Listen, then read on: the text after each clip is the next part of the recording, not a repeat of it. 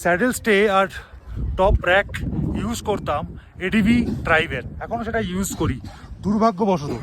কিন্তু কি হয়, প্রত্যেকবারই এটা কোনো অফরোড নিতে পারে না। দেখো আমরা অফরোড করার পরে পুরো চ্যাসি দুর্বল। আমার টপ বক্সের বাঁদিকে সাপোর্টটা রয়েছে, ডান দিকে সাপোর্টটা ভেঙে পড়ে গেছে। ভাই this is not the first time. এর আগে 2021-এ আমি যখন লাদাখ করেছিলাম তখনও এডিবি ড্রাইভের এই পুরো সেট আপ ভেঙে গেছিলো, সিকিম রাইডেও ভেঙে গেছিলো, আজকেও ভেঙে গেল।